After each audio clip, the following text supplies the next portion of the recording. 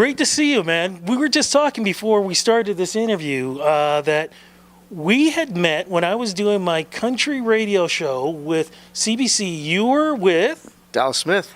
And that was the first time we had a chance to meet because you and Dallas, you guys have been working together. You're on his record label. That's right. I signed in March of last year with Steelhead. How has that been since we met, man? How's that working relationship been with you guys? It's fantastic. I mean, I don't think you can ever. I'm biased, obviously, when I say it, but for having a mentor, I mean, Dallas is a buddy first, but to have a guy that's a mentor like that to begin with, as this progresses, you can't beat it. And that was just around, and you were working on the EP album. You were working on a lot of things then, weren't you? Yeah, it's just been last year was about building the foundation for this year, and we've had a little bit of success, so things are speeding up a bit, and we're just trying to play catch up. How does it feel being in the genre, man, that I consider exploding in the last 5 years? Because every time I'm talking to a Canadian country artist, man, it's not just going, okay, let me just talk to an artist and they're okay. They're all so damn good, man. What's going on with the water? I wish I could tell you. For me, I agree. It has been exploding so much, and for me, it's just nice to be, part of it. There's one thing that I've noticed about the Canadian country world is that everyone is so welcoming to new talent, and there's no egos. There's nobody that's, the competition is very, very strong, but everybody's in each other's corners, and we all want to see success for each other. Look, before we get into the new music and stuff, I gotta ask you something. Did somebody try to steal your guitar in Saskatoon? I have one. Yeah, my CCMA rookie year was very memorable. What happened? Long story short, it was one of the after parties. We got asked to do a quick show. So naturally, yeah, if I get a chance to put a guitar in my hands and play, I'm going to do it. Ran back to my hotel, grabbed my guitar on the way back to the venue. It was a little bit later at night. Somebody also wanted my guitar, and I just didn't let them have it because I was busy. I had a show to do. It's like, sorry, man, I can't stick around. So there was a little bit of a back and forth, and then managed to get away from that and on the way to the show. Does he not realize? Does this idiot not realize it's like trying to steal your child? Trying to steal He ain't gonna win. It don't matter if the boy was 6'8", 300 pounds with fangs. He ain't gonna win. That's your guitar. Yeah, I think from what it seemed like, he was feeling no pain and not really thinking about much. So it happens everywhere. Just happened to be that night. I just hope it ends up being a part of a song sometime in the future. But look, man, let's talk about how this whole career began. BC is home? Yeah, Vancouver. Yeah. How did the whole country thing come together, man? And why country music for you? I've always, I've always considered myself a bit of a mutt as far as genres go. Like, I listen to everything and I pull from everything. For me, as a musician, as a songwriter, country's kind of always been the backbone of everything. It's something that I think, as far as being, when I play music and stuff, you want to be relatable to an audience, and you want to sing about stuff that people can connect with.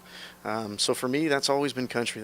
I've connected with songs in country, and all my time in bars and restaurants doing cover gigs and stuff. A lot of it would be country, even though it took a while for, in Vancouver, say 10-ish years ago, might not have been as big, but it's progressively gotten so much stronger, and the genre itself has evolved so much that I think more and more people are getting into it, and people are able to just kind of find different avenues and different aspects of it that they enjoy. So for me, it gives me a chance to do what I love, but also there's some openings to try new things too. So how did you meet Dallas?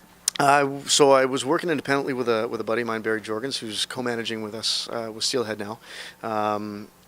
I knew he knew Dallas from some previous music dealings, but I always asked because I've been a fan of Dallas since I was 12. I was a huge Default fan.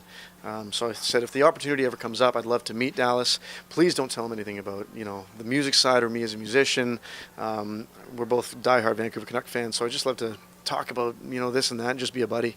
We had that opportunity a few times, but I guess after that Barry was sending a few things to Dallas just to get the opinion on what we were doing, because we figured you can't really beat this guy's ear for just kind of guiding what's the next step. Turns out Dallas heard something that he wanted to work with, I guess, and I got lucky enough to sign with him in March. What is, I mean, I asked you before, but seriously, what is it like to work with him in studio? Is he helping songwriting? Like, how is it all coming together for you? He's hands-on in every step of the way, but in the best way. There's no pressure with Dallas. It's never, these guys aren't trying to make me be something I'm not. They're quite honestly fostering me as an individual, including me and helping me make decisions along the way. And it's a team. It's team growth, and we're all kind of working on this together to kind of try and make sure we're doing the right things and making the right moves as my career progresses.